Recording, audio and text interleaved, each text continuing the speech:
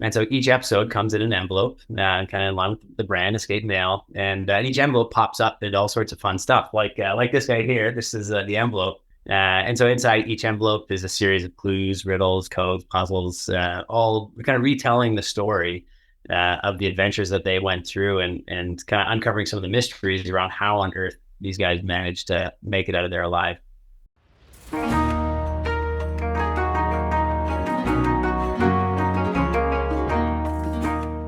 Welcome to the Pixel Retentive Podcast, where we unpack the messy, beautiful intersection of creativity and business with the artists, marketers, and founders shaping our culture. Hey friends, I'm Carl, founder of Epic Made, and I'm the host of the Pixel Retentive Podcast, where we share our thoughts on creativity, art, and business. Past guests include John Kane, founder of Optic Nerve and pioneer of MTV's Visual Revolution, Debbie Millman, designer, author, and host of Design Matters podcast, and David Gallagher, transmedia storyteller spanning comics, gaming, and brand world building. Excuse me. I'm forever grateful for the supporters of our podcast. And that said, we are always open to more sponsors that align with our creativity. Pixel Retentive is brought to you by the creative gurus at Epic Made. Epic Made is a creative studio that produces entertainment quality animation and illustration for brands that want to stand out in gaming, entertainment, and pop culture. We help companies tell stories that resonate with imaginative audiences and turn viewers into fandom. Whether your brand needs creative strategy, an exciting trailer, a fully animated series, or some engaging motion graphics, we got you covered. Visit epicmade.net and let's collaborate on your next creative campaign. I just changed up the URL. Sorry about that, friends. A little stumbly here this morning. Anyways, so with us today, we have Paul Harvey, co-founder of Escape Mail. Welcome to the show, Paul. Thank you. Yeah, good to be here. It's fun. Yeah, man. Super pumped to have you. Can't wait to tell some people about your games and get into your process. And this is going to be really fun. So Paul is So Paul is the co-founder of Paul is the co-founder of Modal Escape, Escape Makers, and now Escape Mail. He has been designing interactive escape games for over a decade. His current focus is on the Escape Mail brand, where he publishes tabletop escape games designed to be played with family and friends from the comfort of your home. What started as an escape room business evolved through the COVID pivot into a subscription product. And over the last year, Paul has been leading a reinvention of Escape Mail into the retail tabletop space, redesigning games to reach store shelves and tapping into what players are actually looking for in 2026 and beyond. All right. That's pretty awesome, Paul. I cannot wait to unpack some of that and see some of the strategy and hear some of the backstory. I actually don't know it, which is pretty cool. So, No, it's fun. That's great. Yeah. So before we jump into today's topic, I would love for our audience to get to know you a little bit better. So how long have you been in the industry and what project are you most proud of so far? So starting just about 10 years ago, just shy of 10 years now that I had formally started, and the industry has sort of morphed a little bit. It began much more traditionally with escape rooms, like physical escape game. But then with COVID, that shift is now sort of shifted a little bit more with this Escape Mail brand into the like tabletop board game industry. But the common thread between the two is puzzles. So I guess if you call that an industry, then yeah, that common thread has been going since 2016. Cool. Some of the thing I'm most proud of. Yeah, I guess it depends on how big you call a project. So like I feel like in some ways this Escape Mail brand altogether is one project, and I'd say that may be the thing I'm most proud of at the moment. But within that, our latest release, the Shackleton series, that's the sky behind me here, is probably the hey, there you go, Cross Sky. Yeah, it's amazing. Yeah, so it's a 6-part series based on the true story of Ernest Shackleton. And for those who don't know who Ernest Shackleton is, it's a mind-blowing story. He was an Irish explorer, and in 1914 set out to be the first to cross the continent of Antarctica. But he never even stepped foot on the continent on this expedition. Hundreds of miles offshore, the ship is trapped in ice, crushes the ship, it sinks to the bottom of the ocean.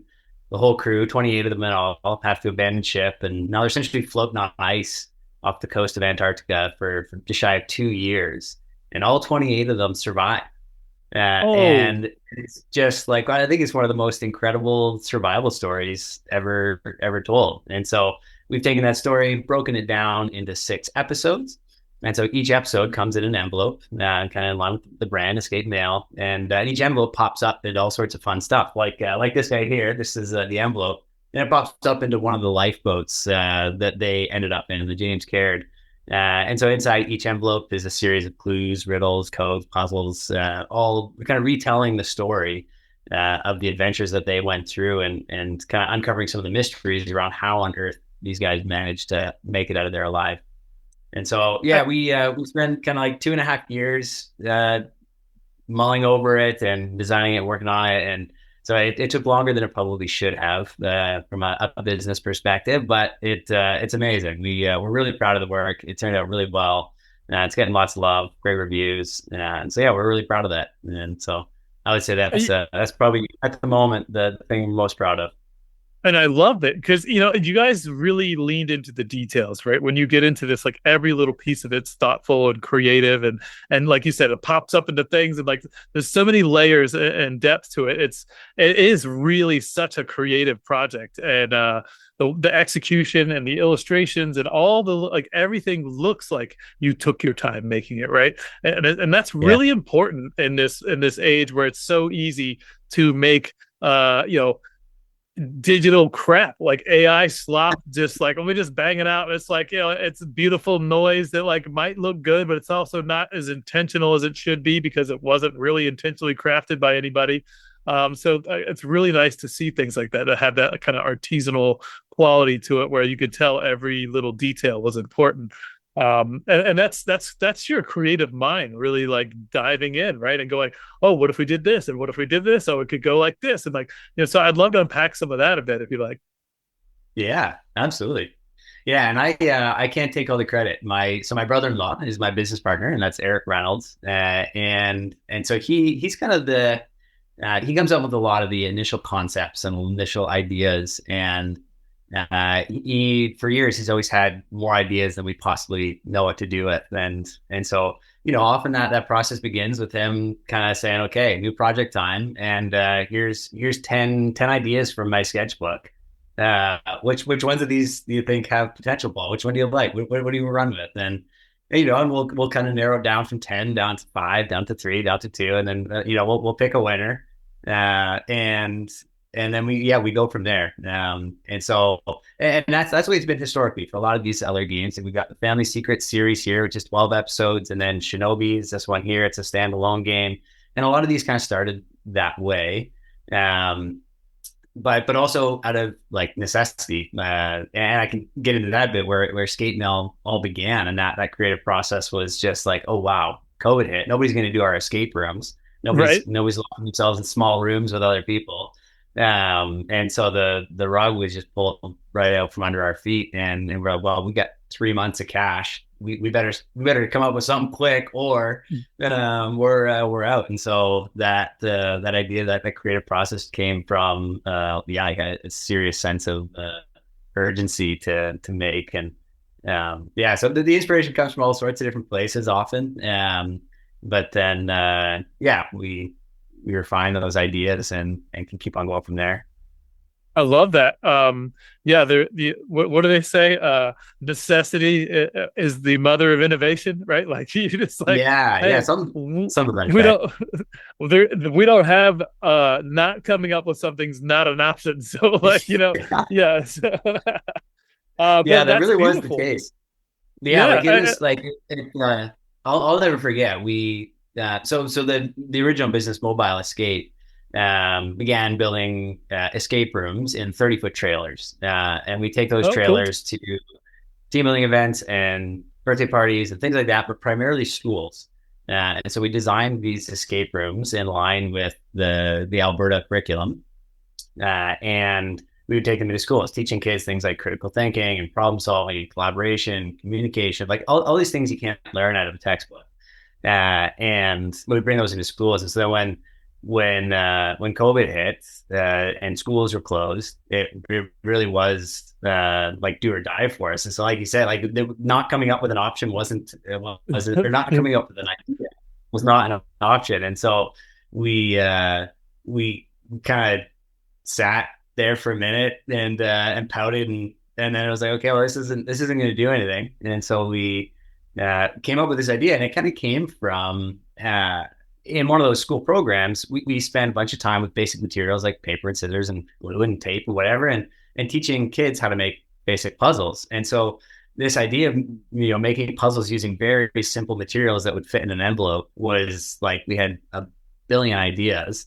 And initially it was kind of like, hey, let's do this temporarily. We'll mail the puzzles to students at home while they're in COVID, and we'll make some revenue that way, and that'll kind of be the Band-Aid fix. Well, when COVID blows over in a couple of weeks, we'll be okay.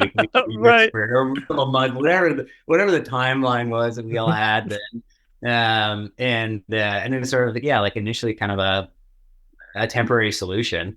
But it started doing well and taking off, and like it kind of exceeding our expectations. And COVID stuck around longer than anyone expected, and so we was like, well, this works then. And so it all came out of a panic, but then we zoomed out and were able to really lean into it and make it something that's stuck around here, or whatever it is, 5-6 years later. It's beautiful. It's like business Darwinism, right? Like you're adaptable, and the things were coming, and you're just like, well, this is what's here. All right, well, we're gonna have to go this way. And I love that you sort of already had a thing kind of with the glue and the paper and and you're like, well, why don't we just ramp that up, right? And I'm sure it was like rudimentary compared to what this became, but it still is like it's true. like it's still like that foundational element, which is cool. And you got me thinking like, COVID, like, oh, it's gonna blow her over. I remember the thing I was doing was like, all right, while we're on lockdown, I'm not gonna shave my head or my beard, nothing, like no grooming. Like I'm like 6 months, I would take a picture like every like couple days and post it on Instagram, and I just looked homeless like after like 3 months, and I was like, I can't do this. I don't know how long this is gonna last. But anyways, that was just made me think of that, which is hilarious. But I love that you guys, and that's really the soul of entrepreneurship, right? Like, you want to do a thing and you're excited about a thing, but like you're not in control of the rest of the world, right? So if you really are serious about being an entrepreneur or about doing whatever your thing is, your endeavor, like you've got to be flexible and you've got to be adaptable to whatever the environment you find yourself in, because you can't plan for that, right? That wasn't in your 5-year business plan to scale up to millions of dollars, like, and that's why like I've never really had a like advocated for that, for like a very detailed plan, like have a big grandiose thing and understand, but like the core of what you were doing was creating beautiful puzzles, right? And like you thought it was trailers and you thought it was this and that, like and it could have pivoted into video games, could have pivoted into tabletop, but like there's people that do the video game things, right? There's ones that do it in VR, right? So I would love to know, maybe was there some other things that kind of came up in there, or was that just like the first pivot that like made sense and you just went for it? There was other ideas in the mix, but this one came to the top pretty clearly. So a bunch of escape rooms did all sorts of stuff. Like they did do like completely digital escape games.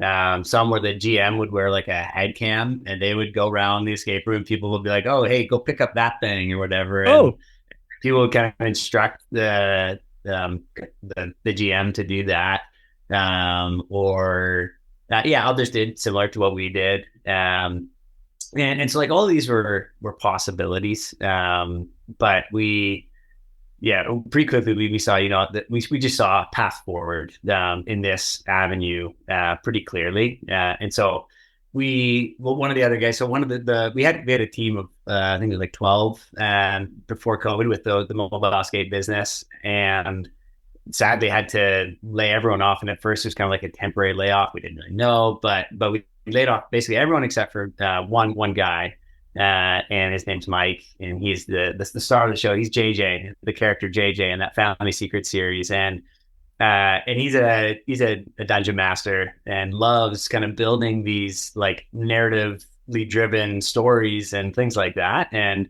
And it's always been a bit of an overlap in the escape room world and some, tabletop role playing games and things like that.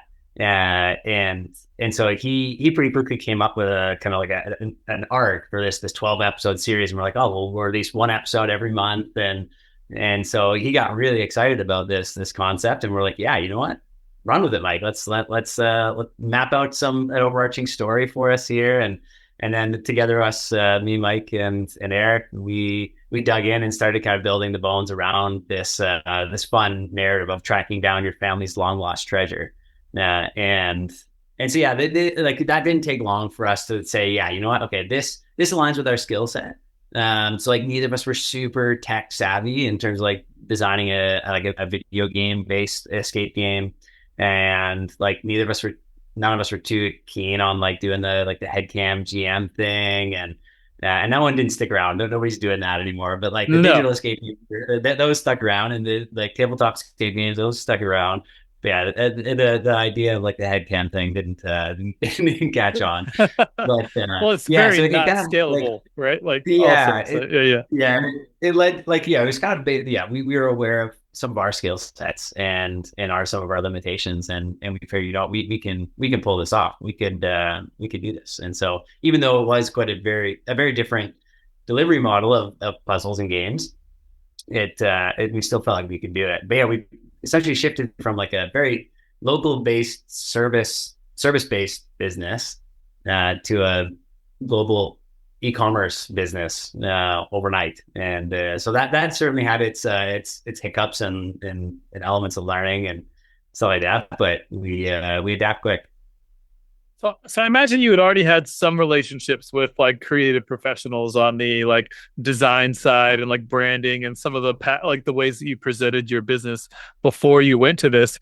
Obviously, you needed a lot more of that help when you switched to a fully like tabletop like tactile thing. Like, did you guys hire in like new creative support? Did you lean on the other people, or what did that look like?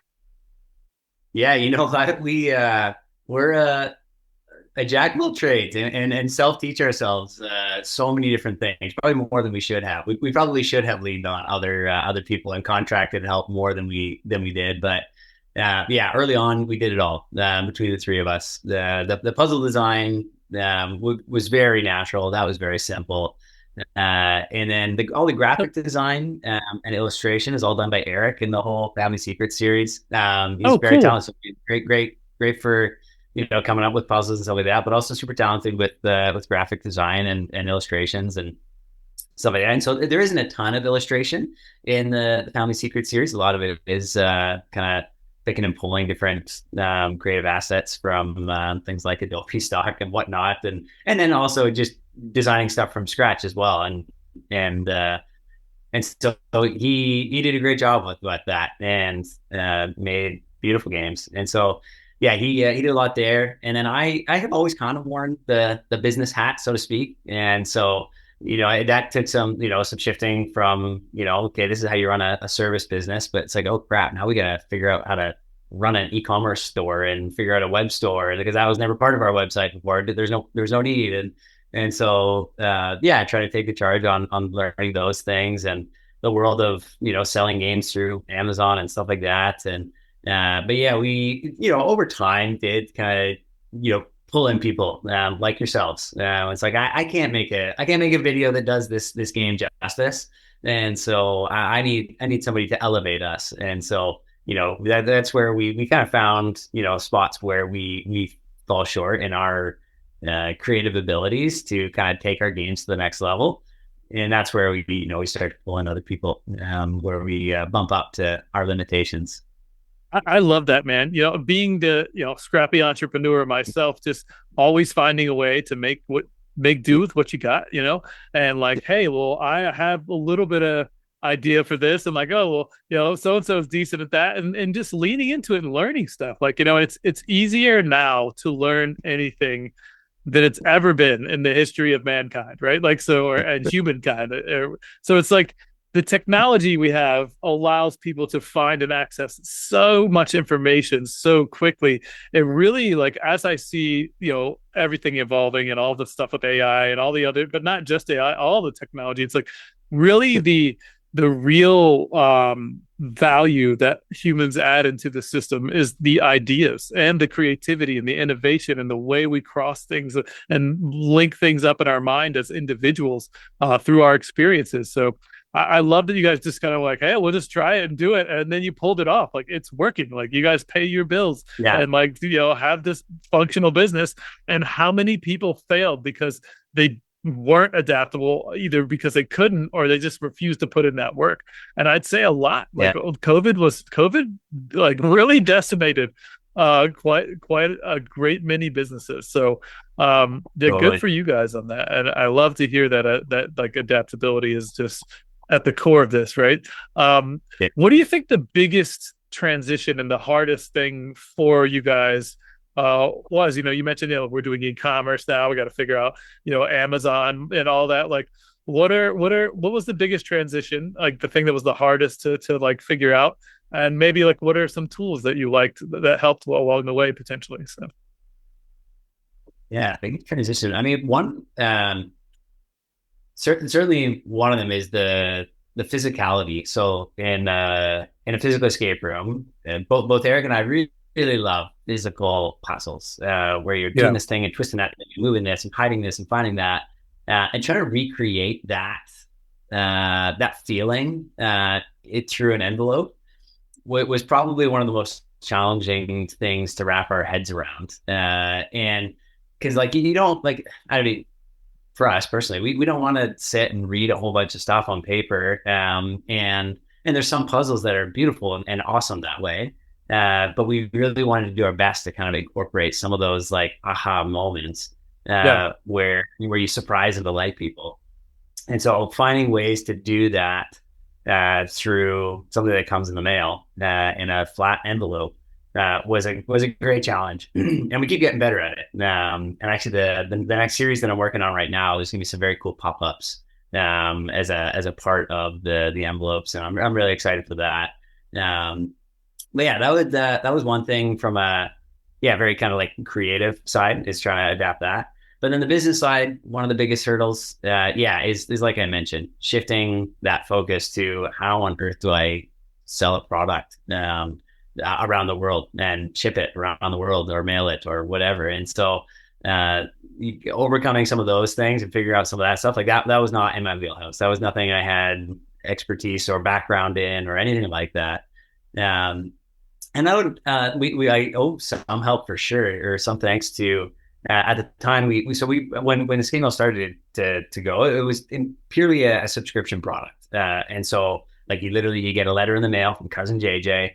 And that was kind of like, that was our scope. That was like, this is what it is. And as we started to grow, we brought on an administrator, and she had a good family friend of hers that was very successful selling products on Amazon. And she played one of the episodes with this guy, and he was like, "Well, this is brilliant. Like, are you guys selling these on Amazon?" And she was like, "No, it's a subscription." Like, and he was like, "Oh, what, does it have to be a subscription?" And she was like, I guess not. And so then she was like, "Hey, my friend Ben wants to talk to you." And so I was like, that's great. Let's talk about it.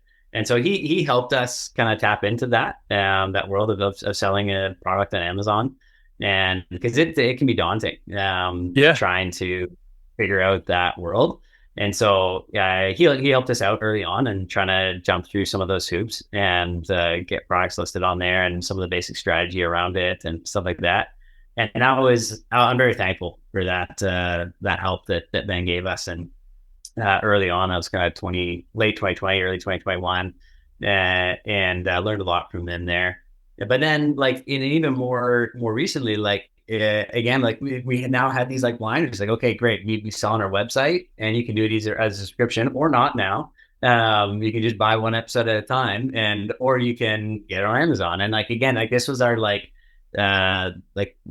is how you get our game. And then it wasn't until honestly, like a year and a half ago, where we're like, well, wait a second, what if we sold these in game stores too? And it's like why? How did we not think of this? And I think part of it was the design of the game. Like initially, it just like this is what it looks like in stores. Like you'll see this on a shelf and you can buy one of these games, but like we didn't have a sleeve. Like inside this was literally just an envelope. And so then like, okay, well, sure. Okay. How do you sell an envelope on a game? Like in a game. So nobody's going to want that. It's going to look like a bill sitting on the counter. Like you can't do that. And so then I think that kind of like put a mental block in our kind of our creativity, or like our way that we would think of selling the game in stores.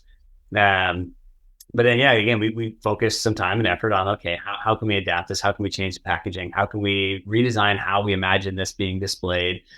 And then even, yeah, like what you're looking at there, the box, like we eventually, like each one of these games is like $14 US in the Family Secret series, but then you do 14 times 12, and like those all fit nicely in a smaller box like this. But now this box, 14 times 12, it's like whatever that is, like $140 or $150. And it's like, and like you can't sell a little box like this in a game store for $150 US. Oh yeah.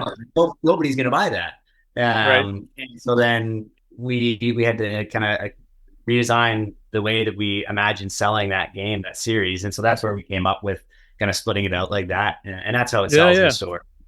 And just how do you make it feel more valuable? Series, with Shackleton series, we were like, okay, we can't have a tiny box like that. But it needs to be a more sizable box for, you know, it's the way consumers are. We think like, oh, it's a bigger box, it's worth more money. And you can see there, like there's some air in there, but like we kind of had to do that to make it feel like a game worth buying in the size. I mean, look, you know, Nintendo Switch games are this big, right? And they don't even have a manual in them anymore. They definitely don't like sell you a little package this big, right? Like you're dropping $60, 100%. Like you want something to hold on to it, and you can wrap this in a present, you know. But like, like something this big doesn't feel as substantial. You're absolutely right, and that's a psychological thing that you're talking about 100%. Design and for the presentation. So, very cool. That's good so information. That's been quite the learning curve. I bet. You know, so all these different layers, right? You were dragging, you know, fancy trailers around, and you had to learn all this other stuff, right? Like, which is cool. Wow. I love that. I really love the journey there. So, you know, you did the subscription model for a while and realized like having the variability there, but you know, in business, having reoccurring revenue is always monstrous. So I'm sure, like, you know, how were you able to grow that subscription model? Like and all of it, like, what are you doing to like market and promote yourselves in ways that like you're finding actually is effective? You know, that's a great question. And the sad, frank truth answer is that like not finding a ton of success in in small wins across the board in all sorts of different ways. But there's no like, oh, this is the lever we pull and it's amazing. Like I have the same problem for the record. Oh man, there's no silver bullet. And that's been a big shift for us as well. Like with this little service-based business, the word of mouth is like 90% of it. Like we used to spend nothing on advertising and it filled out our schedule, and that was great. Whereas this, like selling a product, there's just an endless options for people. So you really do. You have to spend more money on marketing to kind of get the consumer's attention. And so we've tried everything. And early the subscriptions were fantastic, and they still are. They still are such a significant portion of our revenue.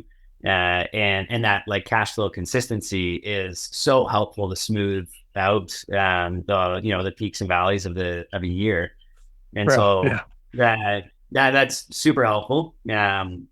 But we early on we just spread the word on like through our existing like mailing list and our existing social media following, and they were pivotal, huge for us, so supportive in those early days, and people were super keen to say, I'm stuck at home, sweet, okay, I get something. I'm sick of looking at Netflix, so need something else. And so the word of mouth was huge, especially early on, and then early on the meta ads were just like we couldn't spend enough. Like it was just like we were getting like $1 conversions. We're just like, holy smokes, like let's just like we just kept on pumping more money into the meta machine.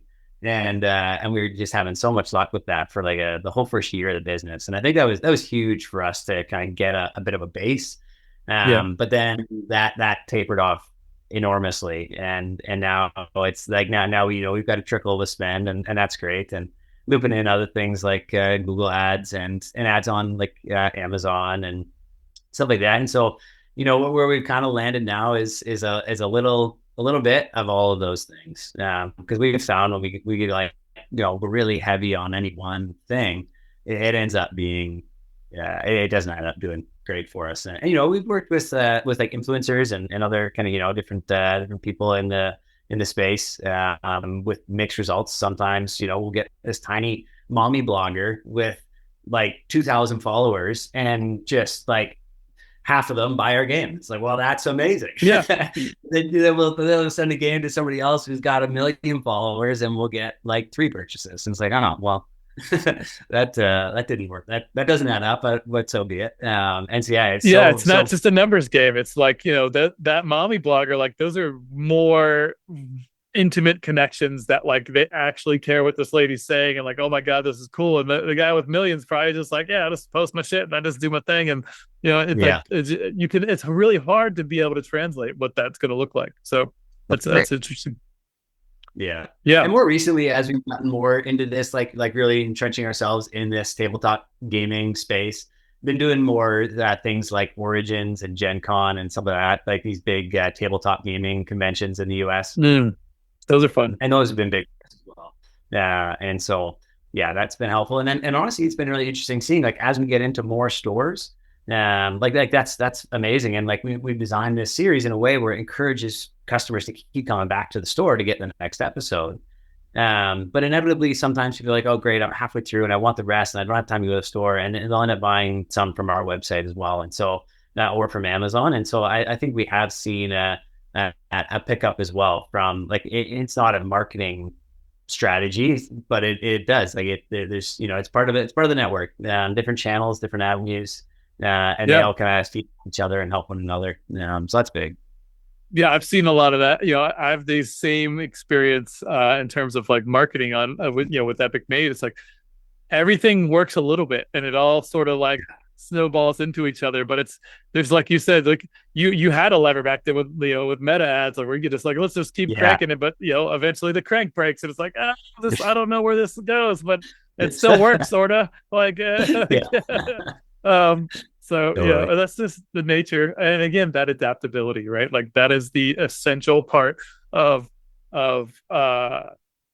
surviving in an entrepreneurship world. And it's like, it's also the core in this game, right? Like, like the guy's whole story, like they survived for 2 years on on a slab of ice, right? Like, that wasn't the plan, right? They didn't have, no, they're not like, all right, so when we're on this piece of ice, we're gonna have these things and do that. No, it's just like, holy shit, this is where we're at. We got to do this and that, and like, I'm constantly taking in all the new variables and making the best decisions, right? And that's 100%. That's how business works too. It's just life on planet Earth, right? Like, you just got to survive, And people, I think, who are very risk tolerant do a lot better in certain scenarios, right? Because it's like, we don't need any assurances. And like, I've literally never worked for anybody. Like, I started my business in 2006 and I went full-time in 2007. I did have a job in college for a little bit, but like, and it's like, I've just navigated the madness of the world and my crazy ADD-ness, and like,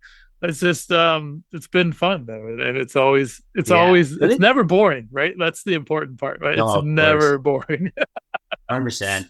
Yeah, and I think one of the biggest things in like the adaptability is the willingness to change. And so it's like, actually, I remember one of my, so like before I started this, I worked for another company, and the owner, he gave me a book. I think it's called "Who Moved My Cheese," maybe.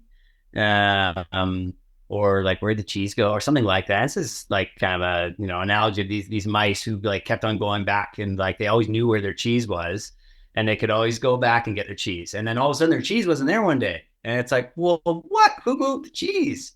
And now the one mice is like, oh, it's fine, I'll go find new cheese. And the other mice is like, no, I'm waiting here until the cheese shows up.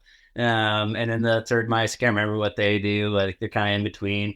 But it's like, okay, which mice are you going to be? Are you going to sit there and wait for your cheese to magically reappear, or are you going to go Yeah. out and go find some new cheese? And it's like some people, you just aren't willing to go and adapt and find a new way, and like listening to like, okay, what are we learning? What are we seeing? What needs to change? And being willing to make that change can be hard, but I find that I see other successful entrepreneurs that are doing that, and they're willing to shift and willing to adapt in order to keep on growing. And sometimes people are like, oh no, but that's not true to me. Like that's not what I'm doing. Like that's not who I am. It's like, okay, and I can respect that. But at the same time, it's like by shifting, I still get to do this part of me. It just looks different. Like the way it's executed now has changed, and I think that's been big. And one of the toughest pills for us to swallow was so we were on Dragon's Den, which is kind of the Canadian equivalent of Shark Tank, and that was in November of 2024 when that aired.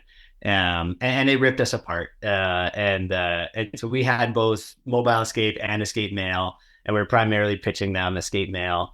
And they could see that we were kind of split between the two businesses and not focused enough. And so they told us, like, you guys got to pick a lane. Like, pick one of these things and run with it. But like right now, you're split. And so it was a tough pill to swallow, but we did decide to sell the original business, Mobile Escape. And that allowed us to focus on Escape Mail. And truthfully, if we didn't do that, like Shackleton might not even be done yet. Like Right. we needed that additional space and that capacity to be able to focus. But again, we didn't want to hear that. Like it stung, but they weren't wrong. As much as they were jerks in the way they said it, they weren't wrong. And Yeah. so we take their advice, and I'm glad we did. It's been great.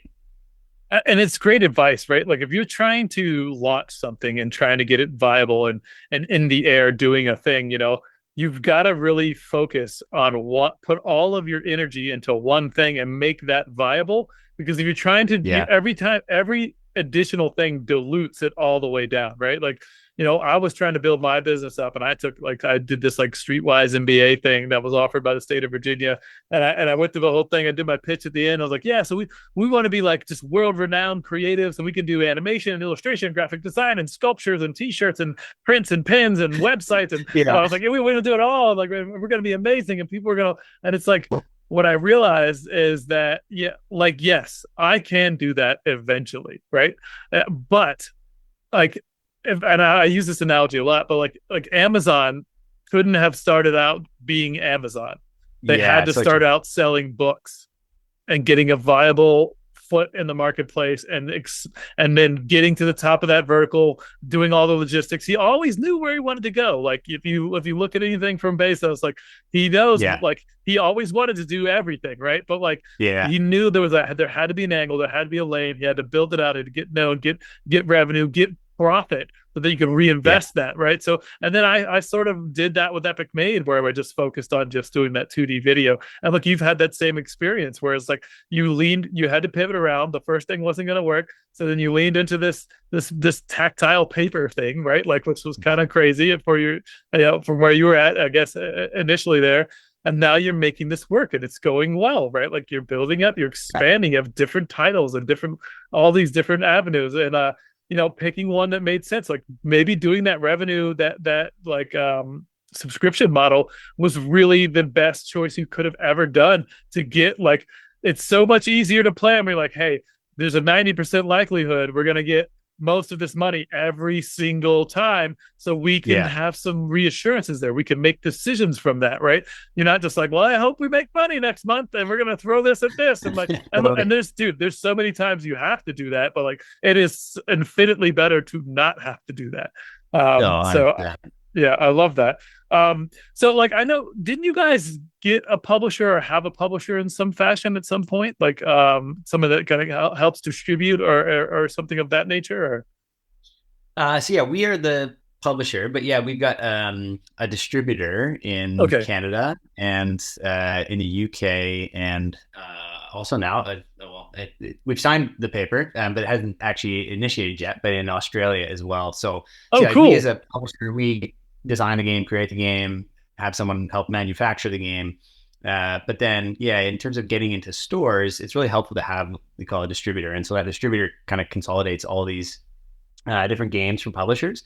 And now when the game store needs to restock their shelves, instead of having to go to every single one of these publishers and ordering more games, they go to the distributor and can get 2 of those and 6 of those and 5 of those and whatever. And it all comes in one box. And so, yeah, we last year, just in the fall of last year, started with Asmodee Canada. Yep.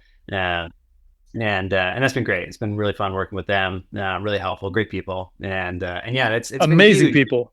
Yeah, it's been huge in helping us extend our reach. And so, even if a game store owner sees our game, like, oh, that's a sweet game, I love it. Like, where can I order it? It's like, oh yeah, direct here from my website here. Like, okay, sure, yeah, sure, yeah, I'll get that. And then they don't order. Never. And so absolutely, and it's tremendously helpful. Like we retain additional margin from those stores that are willing to come direct to us. Of course.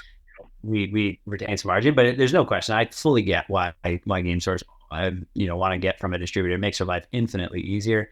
And so, yeah, we're thankful either way. And that's been, really, really helpful in terms of being able to. And so it's like, it's in a sense, like we're giving up some of that margin, but it's increasing our reach. And so, like, do you call that marketing dollars? No, it's a cost of running the business. But in a sense, it's like I've done some of the math. It's like, okay, yeah, if I get somebody to buy direct from my website, like a consumer, yeah, I get to retain a higher portion of that for sure. But how did I get that customer? I had to work hard. I had to run these ads, blah, blah, blah. Or if I just have all these games, I sell them in bulk at a way discounted rate to a distributor, and now that distributor gets it to a store, and that store gets it to that customer. It's in some ways it's kind of like, well, it works out the same in the end. It feels at the point of the transaction when I sell a game for 60% off to a distributor versus full price, it feels like, I'd way rather that. I'm getting full price from the my website. But it's in the end, and in many ways, it kind of shakes out very similarly. Yeah.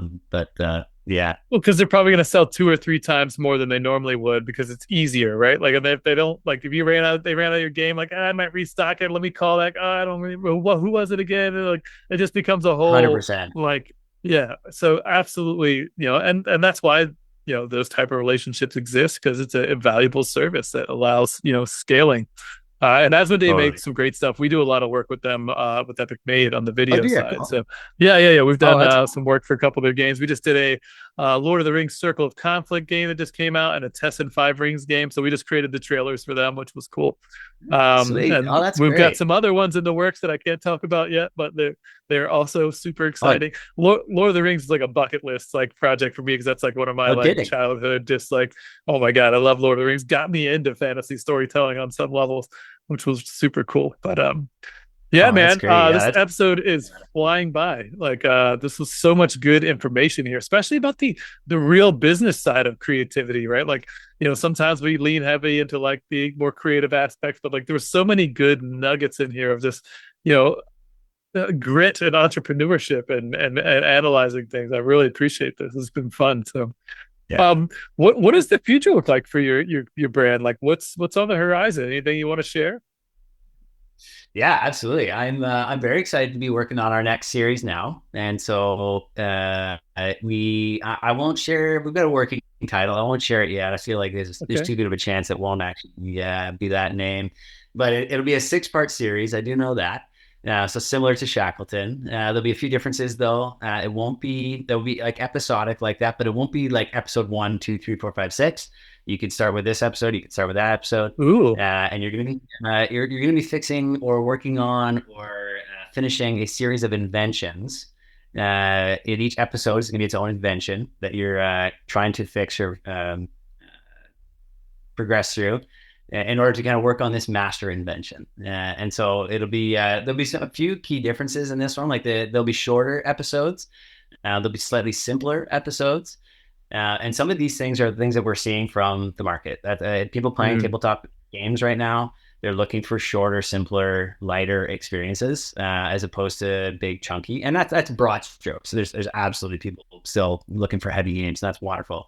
But that's sort of an area that I'm going to be focusing on here in this next series. Is that section or that segment of the customer base. And Cool. so yeah, I'm really excited for that series. We've just started working on that over the last couple of months. But yeah, it'll probably be released at some point in 2027. Love it, man. Well, I can't wait to see what that looks like. So, Yeah. what's one creative bet you haven't taken yet with your company? Ooh, a creative bet I haven't taken. That's fun. Well, I would say one of the is probably pulling the plug on or whatever, like making a significant effort with like big influencers. And so, we've seen like, oh man, like this guy or this girl or whatever gets lots of great traction on their social media and blah blah blah. And we'd love to have our game, have them play our game and promote our game, and that'd be amazing. But the price tag is often like, and it feels like a bit of a gamble now. And like, cause we've tested it in smaller amounts, it's like, okay, well, we'll try this one for $1,000 and we'll see what happens. And it's like, oh, well, that was a bust. And so then, we see these other ones and it's like, oh, well, a video with these guys would be $3,000, $4,000, $5,000. And it's like, oh, but remember that last time when we did this? And it's like, oh, it's hard. And so, yeah, Yeah, there's a few we'd love to try and work with, but it feels like such a big gamble. Yeah, that'd be one that too cool. I would love to experiment with, but haven't done yet. Yeah, on the small business side, it's weird because the like in big business, money's just like these things and they move all around. But like when you're a small business, you're still just like, this is a nice used car that I'm about to spend on this that might do absolutely nothing. Like 100%. it's like, it's like this is three Xboxes that I've been putting off buying. Right, like it's just even $1,000, right? Like it's just weird to think about. Sometimes that's how my brain works, but. Yeah, Totally. cool, Makes man. sense. I love it. All right, so we're definitely coming up on time, and this went really fast. And man, so much good information. Like I said, is there anyone or anything in your career that you'd like to shout out in the audience? Maybe a mentor, a valuable resource, favorite client, a tool, something you think would add some additional value for them if they're listening. Yeah. You know what? I honestly, I think I have to say my dad. He lived a very different life than me in a sense. He right out of university worked for Shell and was in oil and gas his whole career. Entrepreneurship was like he wouldn't touch it with a 10-foot pole. And so it gave him some minor heart attacks over the years to see his son being an entrepreneur and going out and trying to make my own way, and that freaked him out. And several times he's been like blown away by what we've been able to do and our creativity and he, despite being like kind of like, oh man, you're gonna do what? He's always been faithful to support us and support this business, and just with whatever, some early money and things like the time and even just being able to let me bounce ideas off of him or kind of be a sanity check at any corner and have somebody honest with how I'm feeling and where I'm at, and whether it be discouraged or pumped, and if I've done something amazing or I've landed this thing, like there's no one else that I'd rather call to say, hey, like, Dad, we just did this, and Wow. he'll always be so happy to hear. And so, man, I would say like for anybody else, it's like having somebody, whether it doesn't have to be a dad, but finding somebody that is like that champion that like will be excited to celebrate with you, and willing to hear you out and be okay with you being discouraged or lost or whatever it might be. I feel like that's been huge for me, knowing that I've got somebody that I can go to celebrate and cry with. And say I know my dad, so I'll give him a shout out and a big thank you. And yeah, it honestly, it'd be hard to imagine the business where it is today if I didn't have him as a mentor. And it's funny that, like, I see him as a mentor, even though he's not an entrepreneur, never has been, never will be. But still, I feel like I've learned a lot from having him in my corner. Hey man, a good dad is everybody's first best mentor, for sure. And I love that. Like, big things happen, all the time around here. Obviously, I'm doing a similar thing, growing a business, and my dad passed away a decade ago, and I just like always want to call him. It never goes away.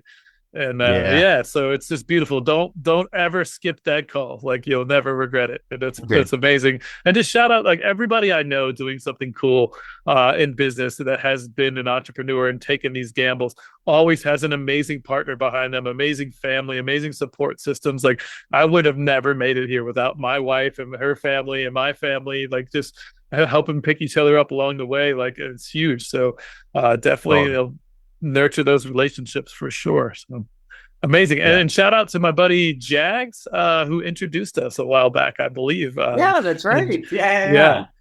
So Jags, we're gonna work with him to make a video, and then we were too slow humming and hawing and getting our ducks in a row, and then he got some other sweet gang. He said, but hey, I know some other cool guys, so you should meet them. So yeah. Here we are, just more community, which is always amazing. And Jack's got his dream job at Blizzard, so he's over there crushing it. I think he's working on Hearthstone, which is cool. So shout out to Jags as well. He's on a past episode too. He had some cool things to say as well. So anyhow, we have been talking with Paul Harvey. You can check him out at theescapemail.com. But if listeners want to follow up with you directly, where should they go? Yeah, on the website, or they can send me an email or send me a message on Instagram, and that'll wiggle through to me. It's just Paul at theescapemail.com, happy to chat. Awesome. So we have Instagram.com/escapemail and Facebook.com/mobile escape room as well. So cool. All these ways to reach out. If you want to get Paul's games, they're amazing. Or just pick his brain a little more, or maybe this is a cool, exciting, collaborative opportunity. Who knows? I love that kind of thing happens all the time on this show. So, all right, Paul, thank you so much for being on the show, and thank you all for tuning in. We will see you all next time. Take it easy. Yeah.